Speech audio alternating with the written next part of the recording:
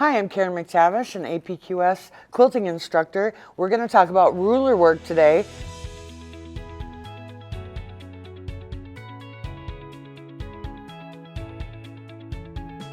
Okay, this is going to be a version of a log cabin.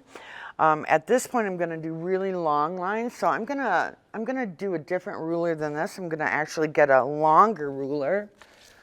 So this is going to be my choice for this block. So we're going to, let's do a 1/2 inch. We're going to go a 1/2 inch, so the foot is a 1/4 inch, and this line is a 1/4 inch. So here we go. You can secure that stitch. Stop about what you think would be a 1/2 inch. And I'll just clip the threads here. All right. Let's put that needle down so my machine doesn't move. So we're not quite there yet. Here we are.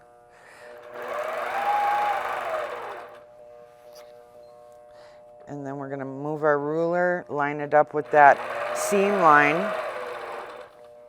Do the same thing on this side. All right. Secure that stitch. And now we're going to do what's called, I like to call it a log cabin. So you have to backtrack. Backtrack. I got to remember we're going to do 1/2 inch.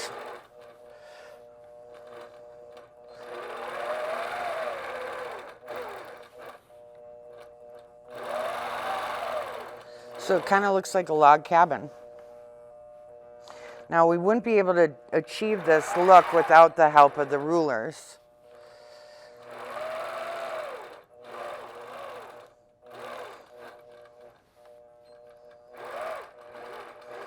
All right, so we're going to stop. We're going to jiggle, jiggle, jiggle.